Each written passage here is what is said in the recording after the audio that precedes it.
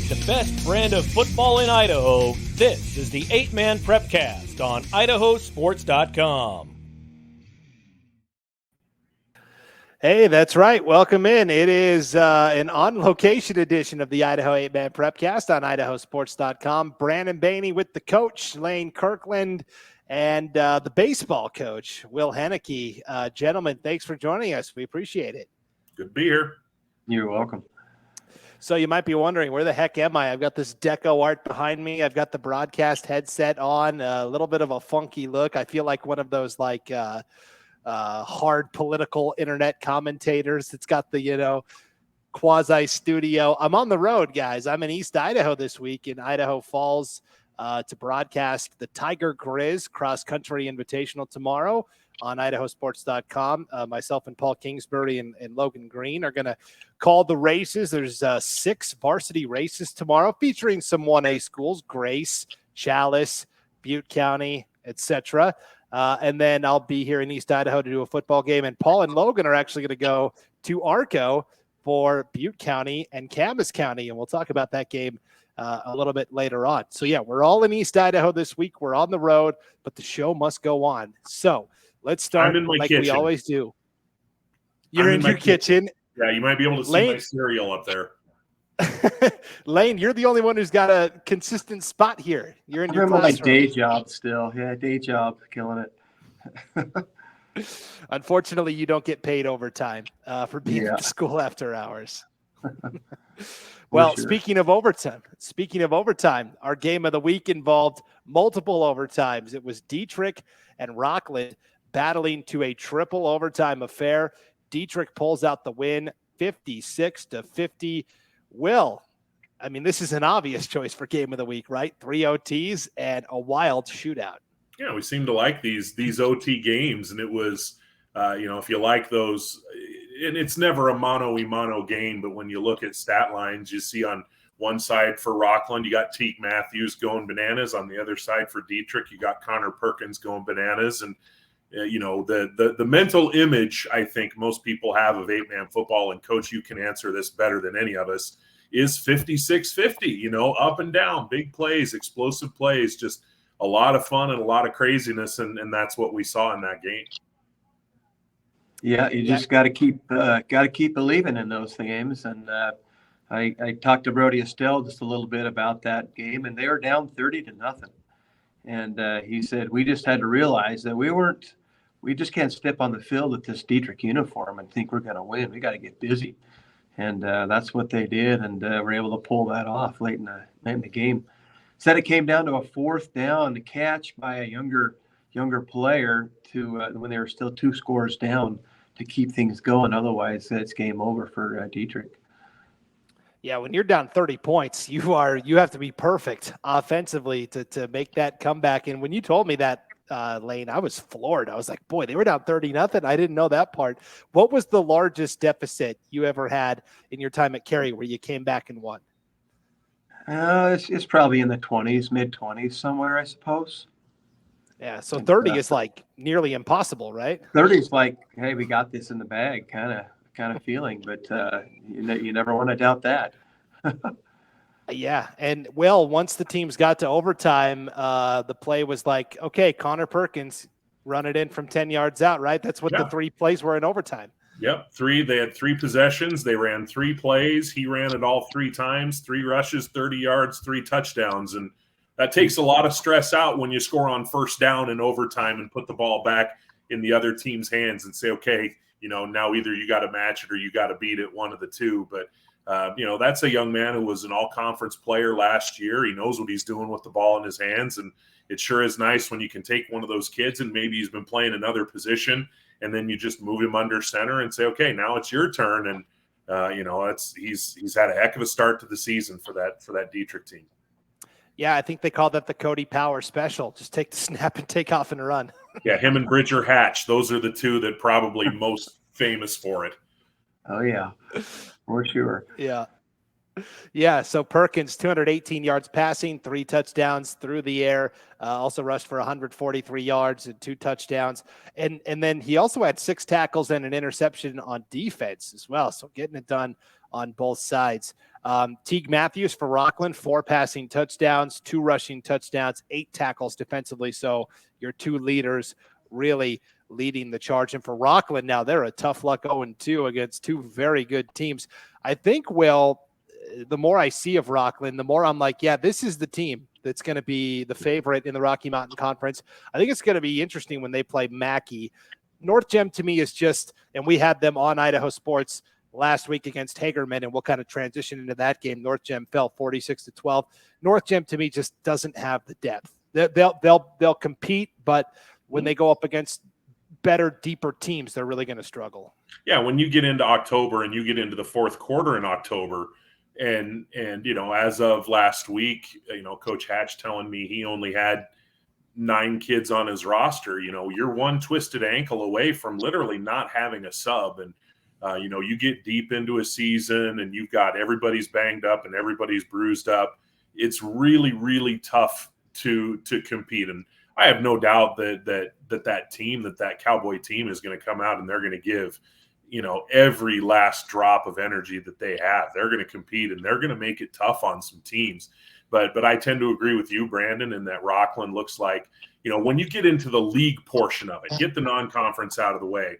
If they're healthy going into league play, I think that they're maybe a half step up. Mackey could be a wild card. They've played well so far. I'm interested to see what they do as the schedule starts to turn later into September as well. Yeah, and then on the Hagerman side of things, Coach, Hagerman led 16-0 at halftime in this game against North Gem. It was on IdahoSports.com, and they were facing some adversity. Wyatt Mavencamp, their starting quarterback, he leaves with a shoulder injury. So like so many 8-man teams do, they said, all right, we're going to take our best athlete, Kai Kendall. We're going to put him at quarterback and let him fly. And they kind of leaned on the ground game early. Wyatt Hoskevec scored a pair of touchdowns, but then Kai Kendall started getting into a rhythm, completed a couple of touchdown passes. What a luxury it is to where your starting QB gets hurt. You could put an athlete in like Kai Kendall, and the offense doesn't miss a beat. Yeah, that says a lot about the depth that they have and the confidence that they have in those rotation of players, just filling those empty spots. And starting with the ground game, you got to go basic and then get a feel for it and find those passing routes and those guys open, and it sounds like that's exactly what they did. So Hagerman's still rolling. Yeah, my brother's a coach, and he said that one of the things whenever they would have to do that, starting quarterback gets hurt and you got to move the receiver out and you need to put him at quarterback or whatever it may be, the first thing you want to do is make sure they can get the snap.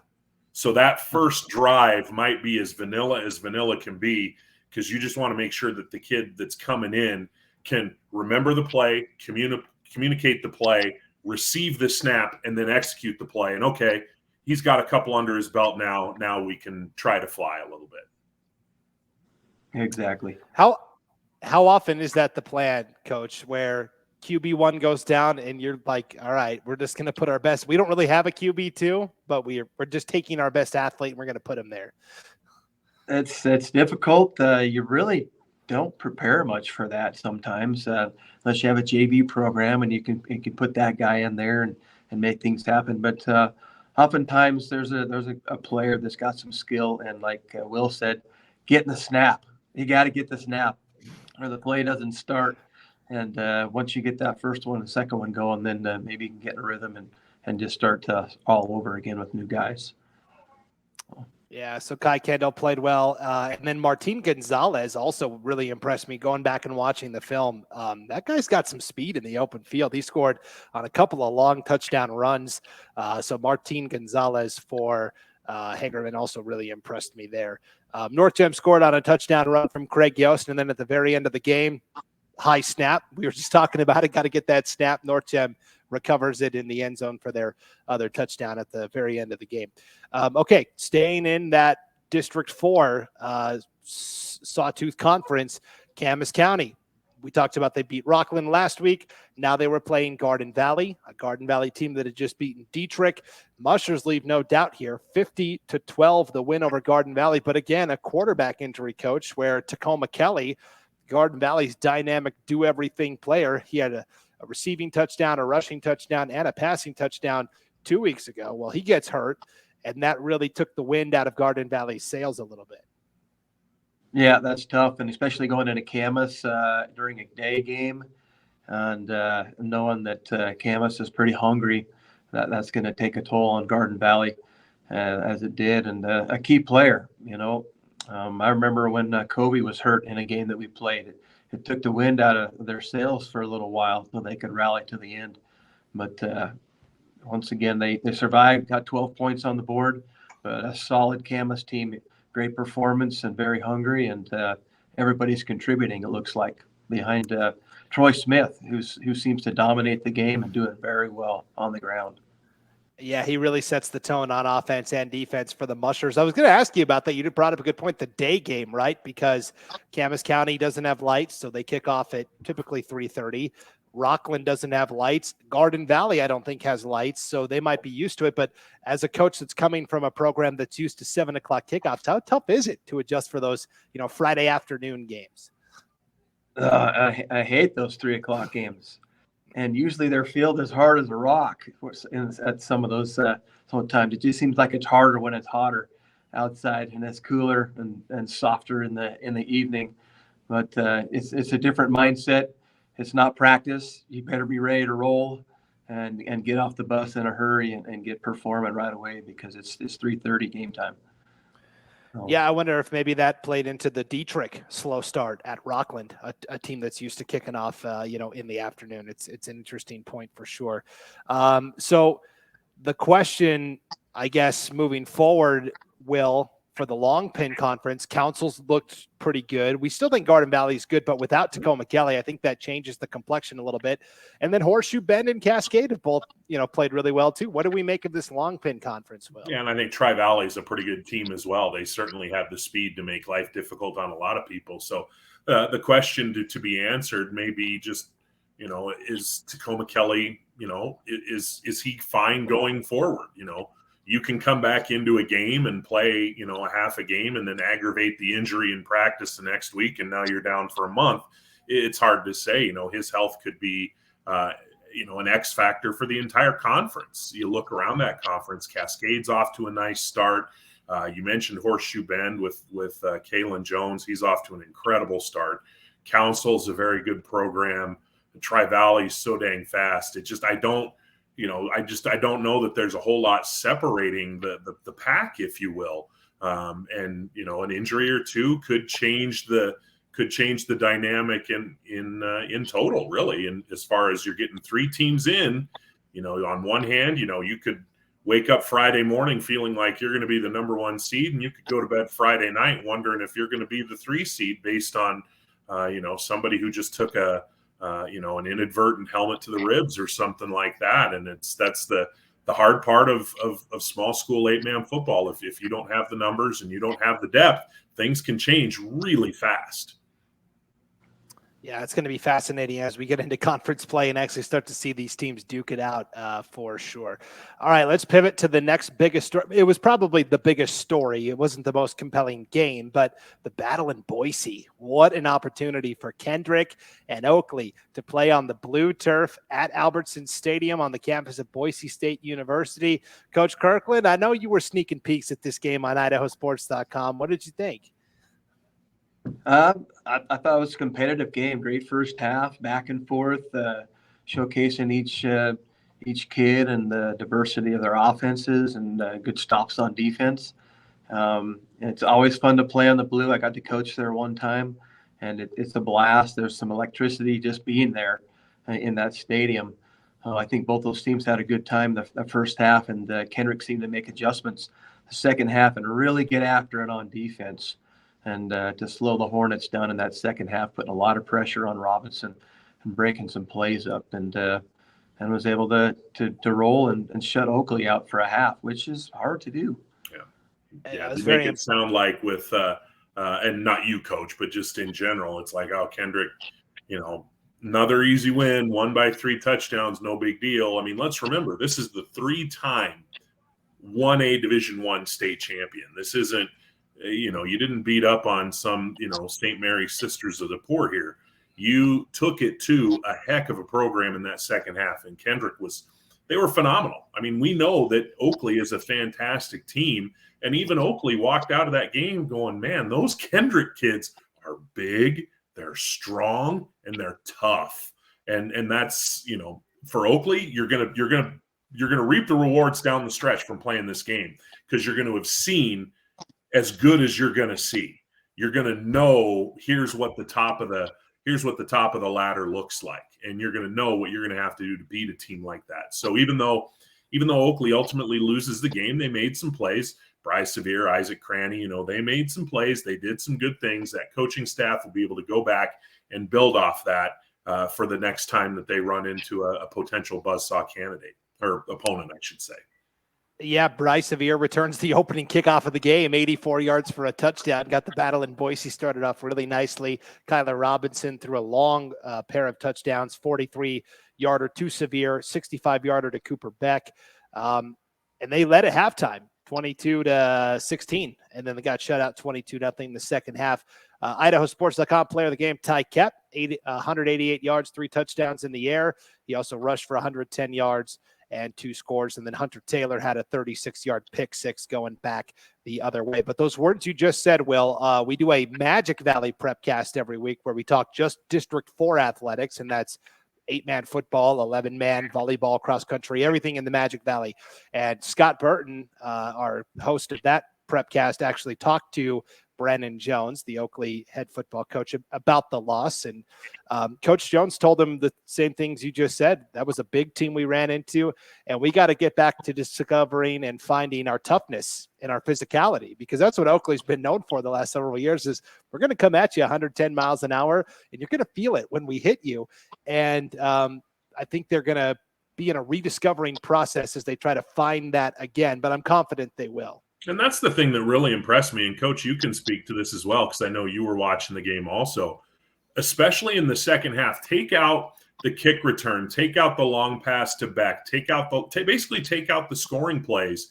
Kendrick did a phenomenal job limiting Oakley.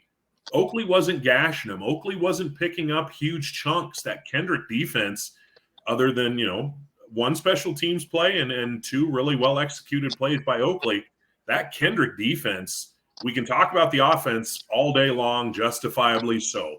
But that defense, that was the thing I was really impressed with watching that game. Correct. Yeah, they've really stepped it up over the last few years and gained a lot of pride and having a great defense.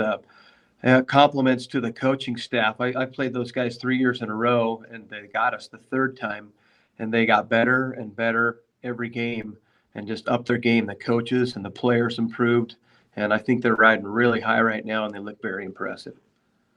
Yeah, so that was a great win for Kendrick. They are 2-0, and for Oakley, they're going to be just fine. That was a really fun game to watch.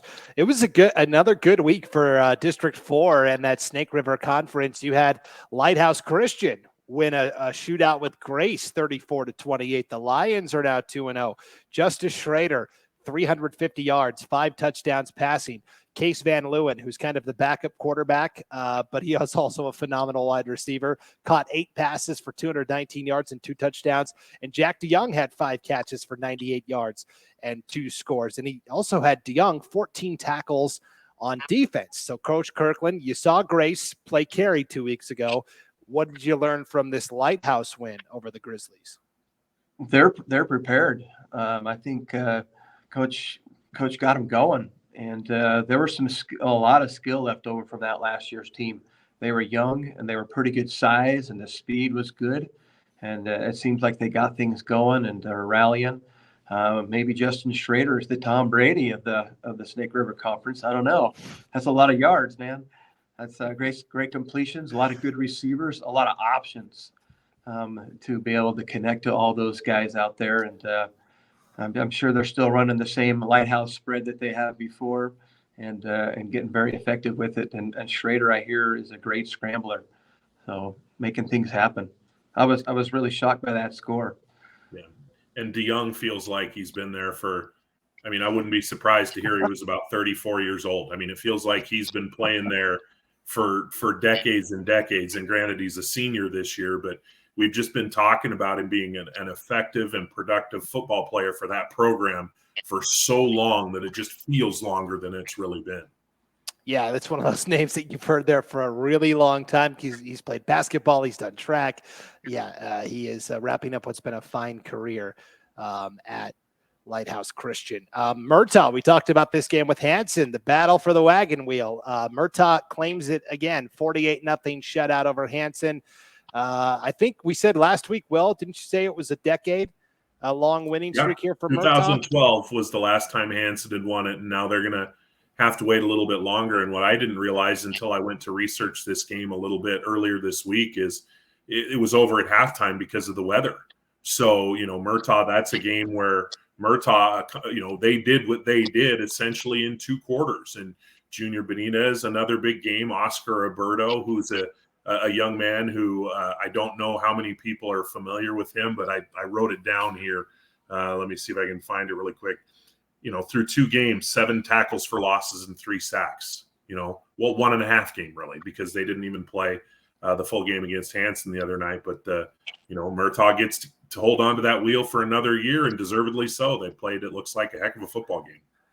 Yeah, I got to do Murtaugh last year. They played Lighthouse Christian in the first round of the playoffs, and I was broadcasting that game. And coming in, I had kind of heard, Murtaugh's defense is really good. Reagan Fitzpatrick is kind of the guy. And I was like, okay. And then as I watched the game, Reagan Fitzpatrick was great, but I noticed Alberto last year as a junior, and I said, this guy is good. He's not getting much pub. He doesn't get much praise, but Oscar Alberto is a true menace on that defensive line. Did he give you problems last year at Cary, Coach Kirkland? There's always tough guys on Murtaugh. And yeah, they gave us a real good run for 2 to 3 quarters, and just tough, big guys, physical, filling holes and making great tackles. So, yeah, there's some good players at Murtaugh, and I expect them to do well this season, and they're off and rolling. Yeah, I'm glad to see Junior Benitez back at it, too, after he missed most of last season with an injury, for sure. And then Valley picked up a big win over Wilder, their first of the year, 42-6. 33-yard touchdown pass from Josh Hardy to Pedro Robles got it started, and then the ball kind of got rolling from there. Coach Kirkland, it was weird. Valley had to take this 2-year journey up to 11-man football. They had to play in the 2A Canyon Conference, and then they moved back down to 8-man. And I was like, this feels right. It's nice to see Valley picking up a little steam. Yeah, it was good to have them in the 8-man ranks for all those years, and now they're back. And it does feel right. They're great competitors in the Magic Valley, that Snake River Conference, and I think they're going to compete well with those young kids growing up a little bit more and getting some reps underneath them. And I think they're going to continue to improve as the season goes on.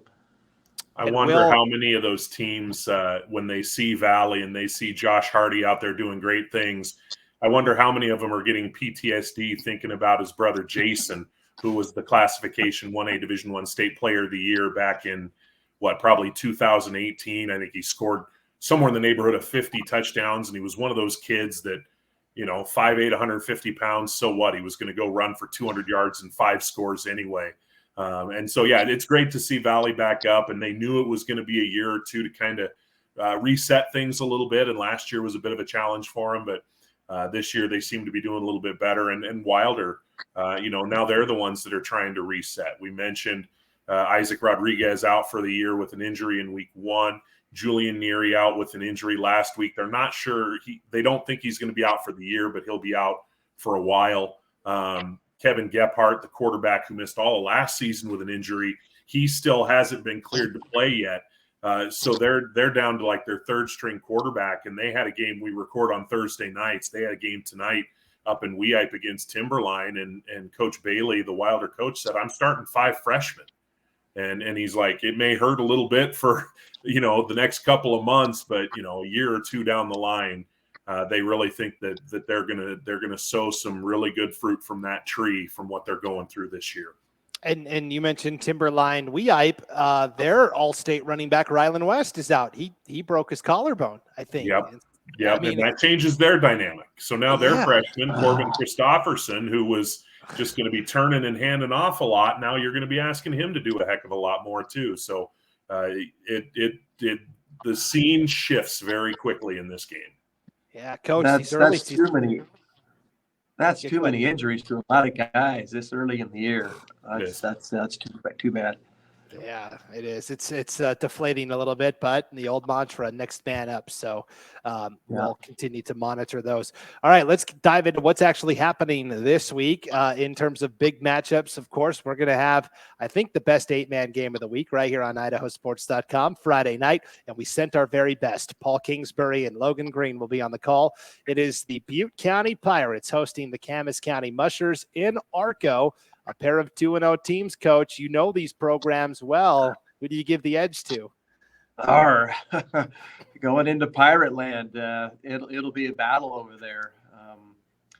I think that both teams are really hungry and want to prove something. I think both teams are alike in a lot of ways, and that they're tough, they're nasty, they're dirty, they're great football players. They're going to give everything they got, and I think it's going to be very competitive and a lot of fun to watch that game. But, I think Camas has got the edge this week and hungry to continue their run. You know, it's funny. We had number 1 versus number 1 last week, and I think you could argue, I don't know if it's statistically the case in terms of the actual polls, but this could be number 2 against number 2 this week. And that I think sometimes there's a mindset that it's Division I against Division II. Oh, Butte County's going to destroy them or whatever. The gap obviously isn't that big in the fact that Kendrick has beaten Oakley 2 years in a row now. And, you look at that Camas team, you're talking about 7 returning skill players on offense for an 8-man team. That's amazing. And one of them's Troy Smith. When it's all said and done, that's a guy that's going to have a chance to challenge Ty Kep when we're talking about State Player of the Year awards. But then you flip over to that other side, and Coach, you probably had some nightmares about this in the past. Sam Thorngren over there, it feels like all he ever has is about 18 different running backs capable of running for 200 yards in any given game. And I don't think this year's any different. So, and it's totally cliche, but I think it's going to be who wins the line of scrimmage. If Camas is able to slow down that cadre of running backs that they seem to grow on trees in Arrrgh, they're going to be tough to beat. But at the same time, if Butte is able to bottle up Troy Smith a little bit and force them to, instead of go through him to run the offense, kind of go around him to run the offense, then Butte County is going to have a good shot to pick up the W. This should be a hell of a football game. I'm looking forward to watching it. Yeah, that'll be a 7:00 kickoff on IdahoSports.com. And Butte County's quarterback, another addition to the all-name team, Razor Duke. I love it. Oh, yeah. Yep. We got Pirate right there. Yes. Well, they had Rebel Beard last year. Yeah. So they have some of the best names in 8-man football over there.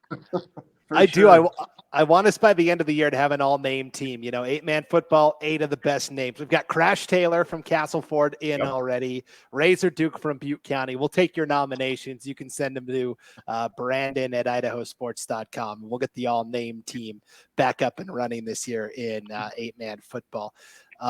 Okay, more big games to talk about, though. We've got conference play finally starting in some of these leagues, including in District 4, 1A D1, the Snake River Conference, where Raft River had a bye last week. They're 1-0. They're going to travel to Lighthouse, which is 2-0. These two teams were picked basically second and third in our preseason coaches poll. So, Coach Kirkland, we're going to find out pretty quick how this league shakes out. For sure. Yeah, that'll be an interesting matchup to see what Raft River can bring to the table against the tough Lighthouse team at home. Or on the road, I should say, at Lighthouse, and on that fast turf. We'll see how this plays out. I expect it to be a kind of a high-scoring game. I think both teams have potent offenses and great coaching staffs. I really like the coaching staff at Raft River. They've done some great things, and they find weaknesses and plays and draw up some schemes in which they can score. So we'll see what both teams bring to the table at Lighthouse Christian. Yeah, well, last year when these teams played, Raft River got out of there defended home field with a 30-26 win. It was a very close game, and I'm sure Lighthouse is very motivated to finish the job this time. I'm sure they remember last year, they being Lighthouse, that just incredible gauntlet of games they had to run against, Raft and Oakley and Cary. And, it's felt like they were playing the Green Bay Packers every Friday night. And the role is flipped a little bit this year in that I think that Lighthouse is probably the team with a little bit of an edge. But the one thing I don't think Raft is ever going to be, and I think this is a reflection of their coach, I don't think they're going to walk onto a football field and be in awe or intimidated. Chad Evans is just going to be like, hey, let's just go out and buckle it up and play. And I think his players reflect that, and that's what I think they're going to do. I learned my lesson with Raft River last year. They were pretty banged up going into the playoffs. I was broadcasting their quarterfinal game against Clearwater Valley. And I said on this very show, I said, I don't know. I kind of like the Rams going on the road. Raft River's a little banged up. I'll go with the upset pick. Boy, did I hear it from the fans when I got there to do the game. But it was all in good fun. So I'm going to go Raft River here, Coach. Play it safe. All right. I'm gonna pick Lighthouse just because it's home field advantage, and I think they're on a roll, and they have a lot of skill players that got a lot of speed. There we go. Will, you got to break the tie. You go. I think I'm with Coach on this one. Okay, that sounds good. And like I always say with my predictions, I'll wear it if I'm wrong. I'll be happy to be wrong. So it'll be a fun game for sure. Also in the Snake River Conference, Murtaugh 2-0 at Oakley, 1-1. Okay, we keep talking about the Red Devils as this team that's lurking. Well, here you go. You get the top dog right out of the gate, Will, in Oakley. And then that's going to be a tough matchup because A, Oakley's pretty good, and B, Oakley's going to be a little bit mad after what happened last Friday. And Murtaugh's going to go in there. And again, they're not going to go in there and just shirk and turtle, is the old expression from hockey goes, is, you're not just going to do one of these and just let Oakley hit you over and over again. But they're going to need to stem that first. Coach, what would you say in football it is about a 5 or 6 minute? You don't want to let things get away from you early. Just kind of survive that first wave and then just see what happens. I think they got a chance to compete, but I wouldn't want to face Oakley after what happened to them last week. It's always tough facing teams that lose that are good, and they're coming into that next game. There is a lot of anger, a lot of regret, we got to fix this thing right now, and we're going to start with this next team up and get after it. But if Murtaugh can get off the bus quick and hang on, maybe get a stop that first drive, I think they'll make a better game of it, a good game of it, and maybe they can gain some confidence and push Oakley to the brink. We'll see what happens there. Yeah, should be a fun game for sure. I wanted to highlight one more game in District 4. This wasn't on the rundown, guys, but then we got a message on social media from Savannah, and she wanted us to highlight Glenns Ferry and Valley. We talked about last week, rivalries and trophies. We talked about Murtaugh and Hanson playing for the Wagon Wheel. Well, Glenns Ferry and Valley play for the Standlee Trophy, and Savannah was kind enough to write in kind of the history and the backstory, so I wanted to share it here. It's a little long, but it's a good story. So she says, it's not just two old rivals. The two schools have a rivalry dating back decades. That much is true. But the trophy comes from another place. The trophy dates back to the 1992 football season and is named in honor of Lynn and Kathy Standlee, who died in a car accident on Interstate 84 outside of Glenns Ferry. The Standlee family has ties to both communities, so after the accident, community leaders got together and came up with the trophy as a way to honor the Standleys and what they meant to both communities. To this day, the winner of the Glenns Ferry Valley football game gets to keep the Standlee Trophy until the other team can win the game and take it back. Glenns Ferry defeated Valley last year, 32-18, so the trophy currently belongs to the Pilots. Lynn, who actually grew up near Hazleton and Eden and attended Valley High School, is largely credited with starting the youth football program in Glenns Ferry. Lynn coached the teams, and Kathy attended the games, volunteering and leading the 4-H program in Glenns Ferry while leading one of the top hay companies in the state. Then on April 13th, 1992, Lynn and Kathy were headed to Boise to close on a new home the family was building. Heading up the Hammett grade on Interstate 84, the Standlees were involved in an accident that took their lives. Chester and his older sister, Amy, were taken in by Lynn's parents following the accident and graduated from Valley High School. Both continue to live in Idaho with families of their own. She concludes, the trophy isn't just a thing. It isn't a marketing gimmick. It's a reminder of a family who contributed heartily to two communities. Thank you, Savannah, for sharing that. I personally did not know this backstory, Coach Kirkland, but this is what we're aiming for, these incredible stories from our small communities. Right. There's a lot of things that bring communities together, and that's a really cool story with the Standlee family, and great recognition for that. That should be a good game and an honor to bring that trophy, whoever wins it. And that should really be a tough game. I mean, this Valley team is on the upswing, and Glenns Ferry has almost everyone back from last year, and they've looked good in the early going too. So that's going to be a good matchup. And if I'm not mistaken, the game is down in Valley this year, correct? Down at Hazelton, if I'm not mistaken. That should be a fun environment. That should be a good football game. Yes. So I'm glad we got to talk about it a little. Yeah, I'm glad we got to talk about it a little. Yeah. Yes, and that's what we're looking for. You can send me info about your favorite team, rivalries, stories. This is what we're here for, to shine the spotlight on these incredible communities and incredible programs. You can always send me an email, Brandon@IdahoSports.com, and we'll share it on the air. So thank you, Savannah, for sending that in. And yeah, I'm looking forward to it. Valley hosting Glenns Ferry, which should be a fun game as well. Also up in the White Pine League, gentlemen, 1A D1. We've got Kamei, who started their season off with a romp over Lapway, 52-8, taking on Logos, who defeated Clearwater Valley 34-20. So Logos is 2-0, Kamei is 1-0. They're both 1-0 in the league. This is an early season game, Will, that we could look back on at the end of the year and go, yep, that was the one that decided the White Pine League title. Absolutely. And you want to talk about contrast in styles. You've got, Jack Driscoll dropping back and winging it all over the field for Logos. And then you go over to the other side.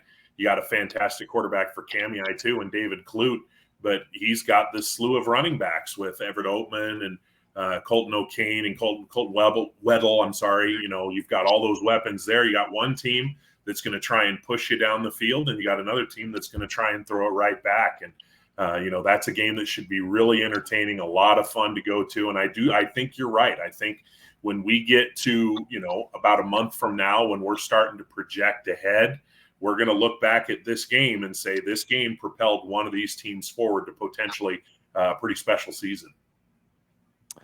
Yeah, Coach Kirkland, I got to see the Logos offense for the first time with my own eyes last week. I'd seen them on film a little bit, but watching it in person, have you been able to watch this offense at all that Logos runs?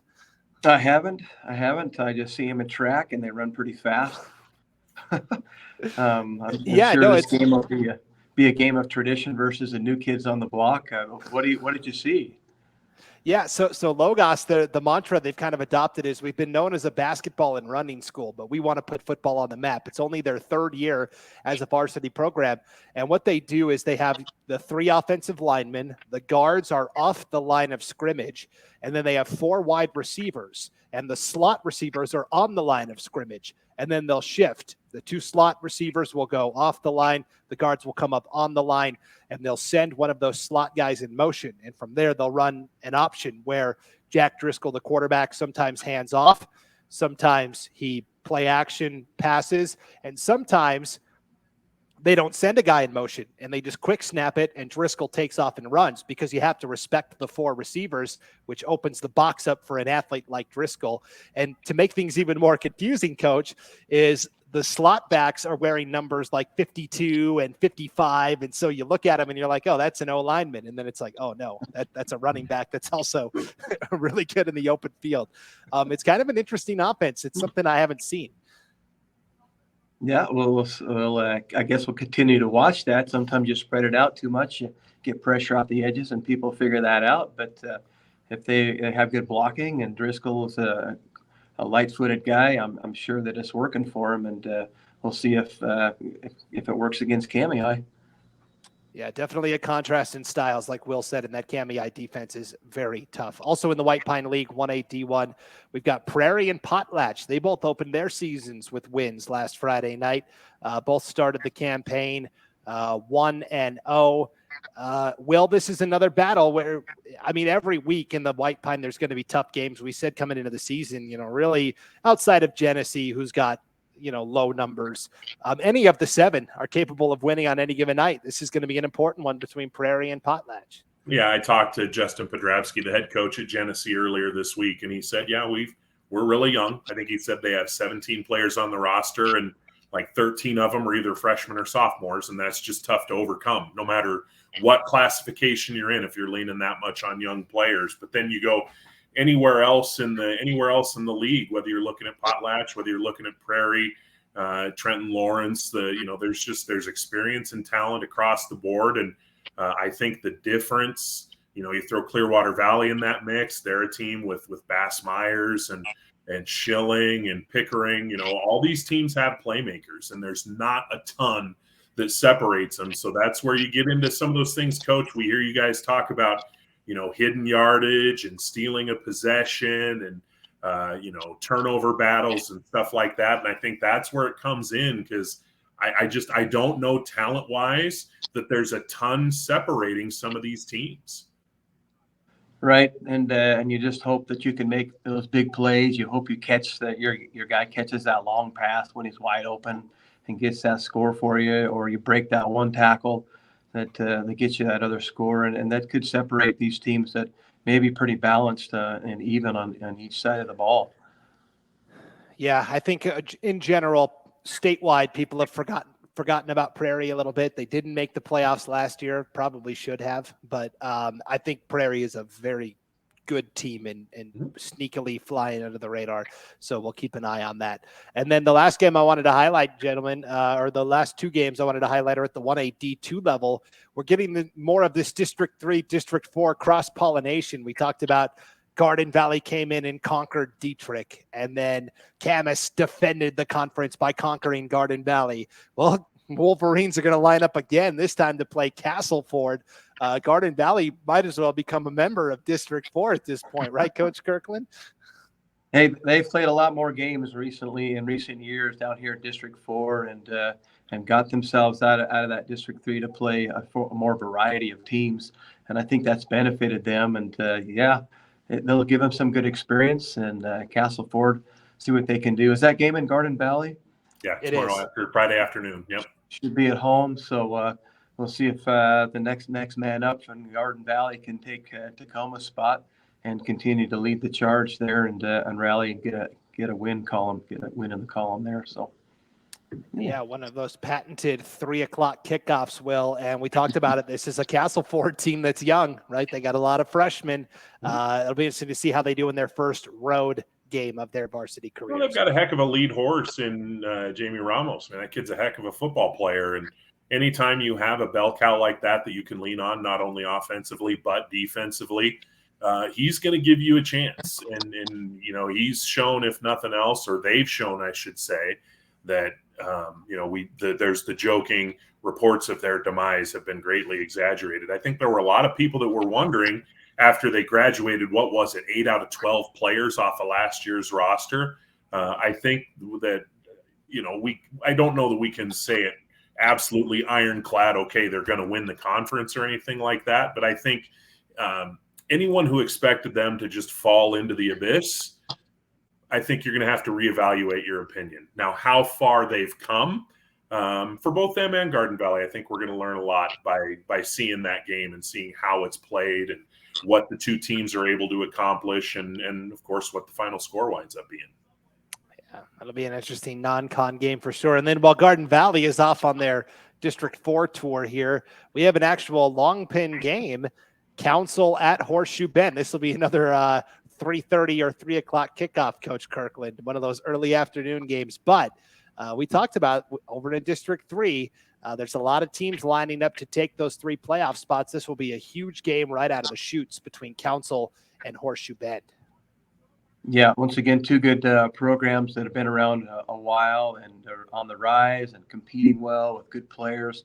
and a little bit of depth and coaching staffs with great experience. So I think it'll be a good matchup. And once again, I think it's going to come down to turnovers, that turnover battle, and making sure you convert those fourth downs.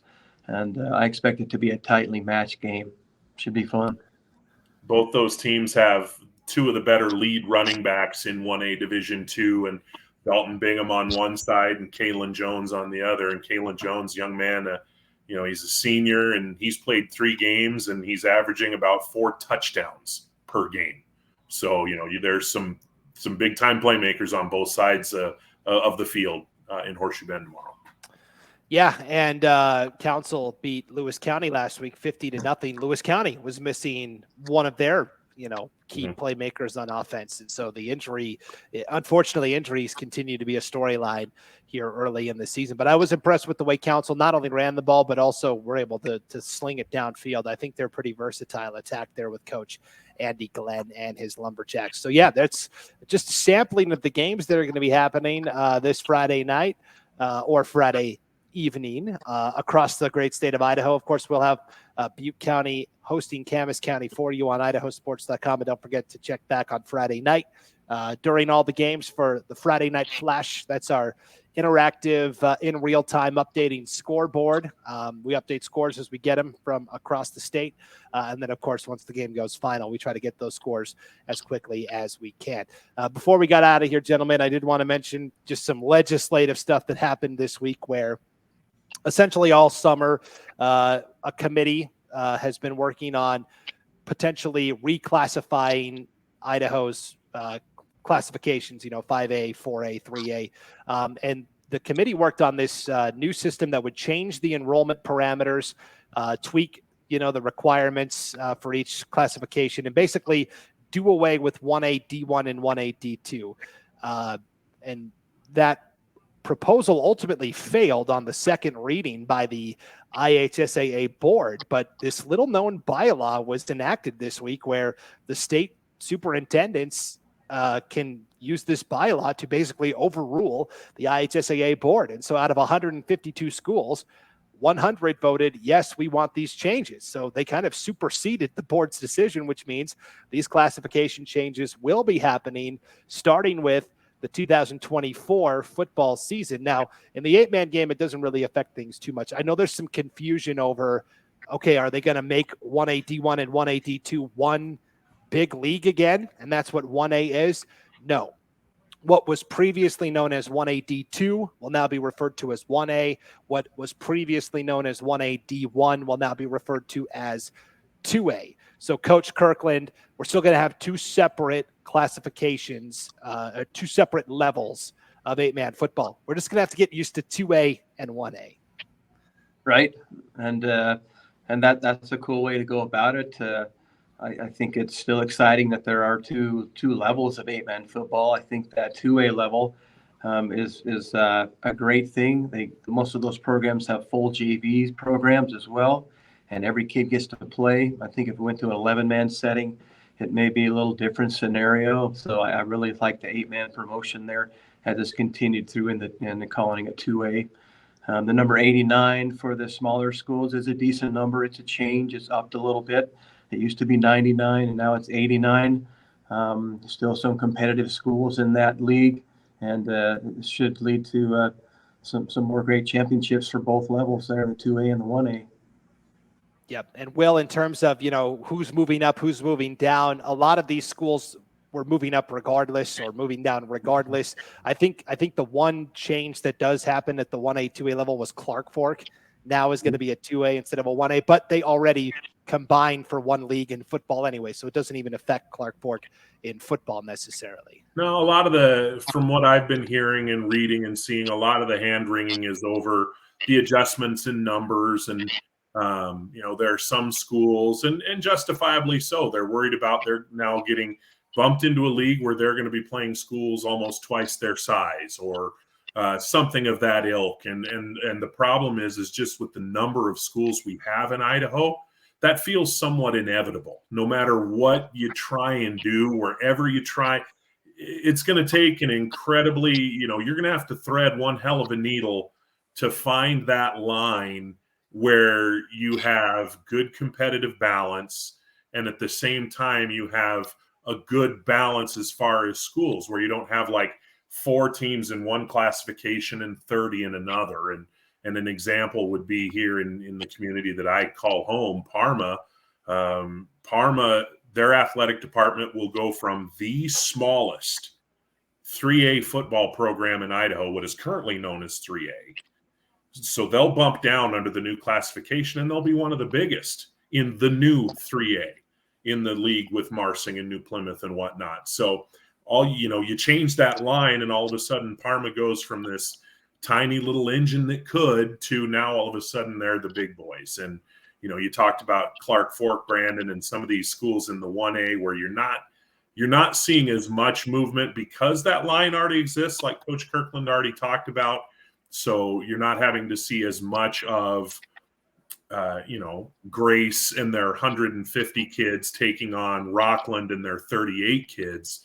You're not seeing as much of that as is in the 2A and 1A. So I think you're insulated a little bit in that smaller classification, but that seems to be where I'm seeing a lot of the hand wringing. And Coach, you're much more plugged into the coaching community than I am in that regard. But so maybe you're hearing something different, but that seems to be the pushback that I'm hearing there, is that some people are just not liking that they're getting bumped into different classifications that are going to make it harder, trickier, easier.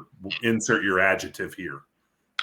Yeah, there's always discontent when numbers change and classifications change. That's just how it goes here in Idaho, and we just have to adapt and survive. We're one of the smallest, and Cary's one of the smallest in the D1 right now by just a couple students, and then we'll be dropping back down next year.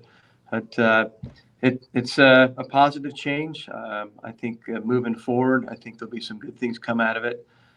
I've always been a fan of the number 99. Back in 03 and 04, I was asked by the Sawtooth Conference to go to the board and get 2 divisions of 8-man football, and represented the Sawtooth Conference, and made a lot of calls around the state. Took it to the board a couple times. We failed the first time, like 10-4. And then we got our superintendent involved and a few other people, and went back to the board again the next year and rallied, and were able to get 2 divisions of 8-man football passed. And that's kind of how it all began back in the day. And here we are with 6 classifications now. So it's evolving, and we're still playing football. It's important. That's right. It wasn't quite Mr. Smith goes to Washington, but it was Mr. Kirkland goes to Boise. That was the sequel. Right. We tried, yeah. That's right. So, yeah, if you want more details on how that's going to affect, 5A all the way down to 1A D2, we have a story about it on the homepage at IdahoSports.com. So, that'll do it for this edition of the Idaho 8-Man Prepcast. As you're listening to this on Friday morning, don't forget we've got cross country for you starting at 12 o'clock Mountain Time. There are going to be some 1A athletes running in some of these varsity races, so you'll want to check it out. And then, of course, Butte County and Camas County tomorrow night at 7 o'clock right here on IdahoSports.com. But thanks for tuning into the Idaho 8-Man Prepcast, everybody. For Coach Lane Kirkland and Will Henneke, I'm Brandon Bainey, and we'll see you next time on IdahoSports.com.